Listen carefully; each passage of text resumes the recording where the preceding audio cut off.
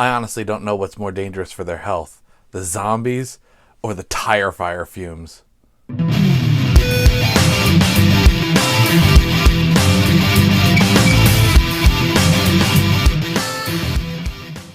The Walking Dead World Beyond, Episode 2, The Blaze of Gory. Where did this episode take us? Well, if you're looking for plot progression, you didn't get a ton out of this episode. It's a little concerning for me early on that we've already kind of had an episode that was partially filler. There was some good character moments in this episode, but in terms of where we actually moved from the previous episode plot-wise through this one, there wasn't a lot of progression there. We're only getting 10 episodes this season, and then we're going to get a second season with 10 episodes next year. I presume it's next year. And I feel like with so few episodes, 20 in total, we really need to kind of spend the episodes actually progressing the plot. Of course, there was a couple of things that happened. We had I'm going to touch on light spoilers. I'm not going to go into a ton of detail on the episode in general because I want you guys to watch it. But we did get to see the main group of kids moving towards the Blaze of Gory, which was a kind of a folk tale sort of thing that's like a fire that's always burning and you can always see the plumes of smoke. And they kind of wanted to see what it was, and in order for them to get to their destination, they have to get past it. The concern with this blaze is that over time it's been gathering zombies, or as they call them, empties.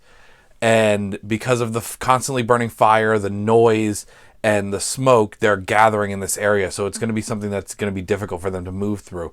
But moving around it is going to take them way out of their way. So they go towards the blaze.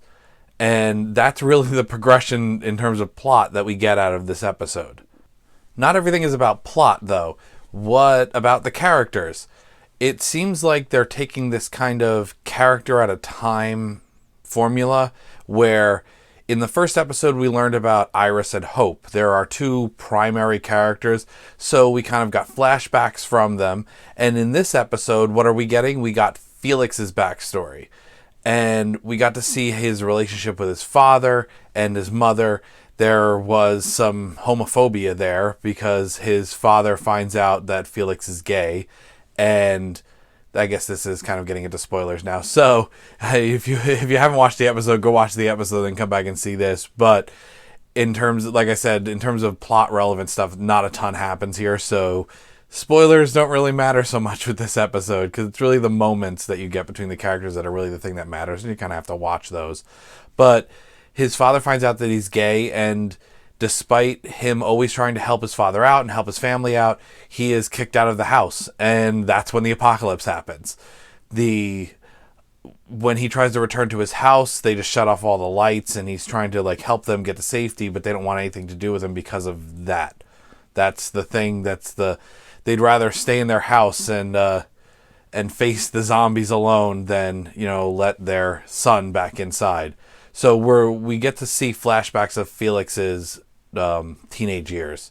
And that's kind of where they staked most of the importance of this episode on. We got some character building between the core four that we're following, a little bit between Felix and Huck, and they sat there, they played Monopoly. Not Felix and Huck, but the core four played Monopoly. They played some games. They found a bowling ball that they named, and they were just kind of rolling it back and forth. So there was some character moments, but like I said, plot-wise, it's very light, and what character moments we did get were primarily focused on Felix. I'm starting to wonder if this is the formula they're going to go with. Every episode, maybe we get a set of flashbacks for different characters, and we kind of center the personal growth of the episode around that character.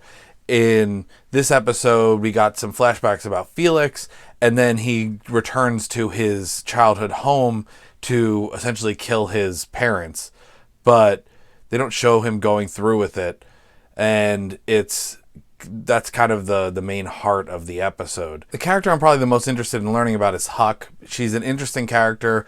Obviously, we're in episode 2, so we haven't learned a ton about her, but just how she's presented and how she kind of talks to the other characters, I'm interested to learn more about her. One important moment that we did get out of this episode is in the very last scene where Hope decides that she's going to play the bait to go set off the siren and pull the empties away from the blaze so they could try and work their way through.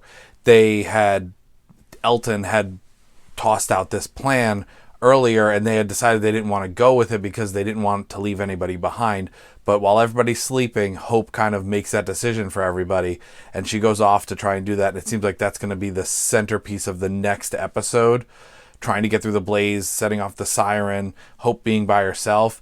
But we also seem like we're going to get a little bit of CRM from the preview, which I'm interested in, because it looked like Elizabeth was defending her decision to kill everybody at the campus against one of the other CRM members. So there's a little bit of division in the ranks there. I definitely want to learn more about what their plans are, what's going on back at their HQ, why they killed everybody, kind of that whole thing. We also haven't had any of the main characters find out about what happened at the campus yet. I mean, it's only episode 2, but you have Felix and Huck pursuing the core 4, and neither group knows what happened.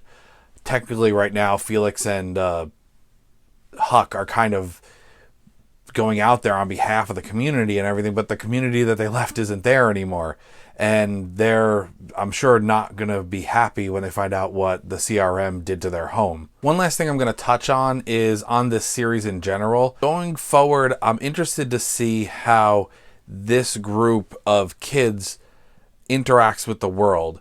We've kind of seen a lot in the Walking Dead world of people that are used to fighting zombies, that go out into a horde. They can go out with a knife and they can take out 10, 20 zombies, just hitting them in the eye or putting it through their head or their forehead or whatever they're doing. They just treat zombies like they're a nuisance, but something that they can deal with really easily. Now we're following a group of kids that has difficulty.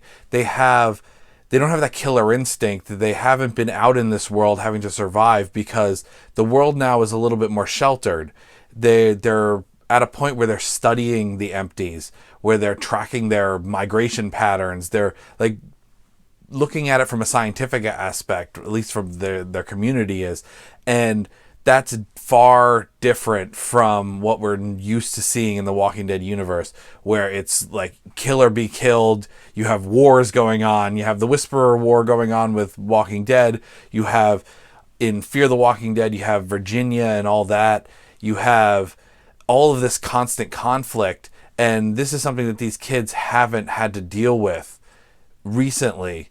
And having to see them go out and struggle just to fight one empty is interesting to see, and having to see them overcome that. Going up against a horde is something that's always been daunting in the Walking Dead universe, but now we're getting to see it on such a small scale where going up against one zombie is going to be a struggle for some of them. And I'm interested to see how they grow, if they resist that change or if they kind of have to overcome those little things that are preventing them from killing. That's going to be something that we get to see in this series that we really haven't got to see any of the other series really explore. We've seen a little bit of it. Like, there's been characters that are reluctant to kill. Morgan has gone up and down on whether or not he's willing to kill or willing to not kill, or kill zombies, not kill zombies. We had the Whisperers, which didn't want to kill zombies. They kind of like looked at them like they were the continuation of life and they walked with them. There's been so many weird interactions with zombies, but getting to see it from the perspective of these kids is something that we haven't really seen before, or explored in depth at the very least, because usually adults are the main characters of all the other shows. If you're liking what you see on the channel, you want to see more of these reviews, definitely give me a thumbs up. Leave a comment down below. Did you see the episode? What do you think? What do you think of the balance of character development versus plot? Are you a little worried that early on we're getting an episode that doesn't really progress the plot all that much? Subscribe to the channel and hit that notification bell so you know what's up. I'll catch you in the next review, guys.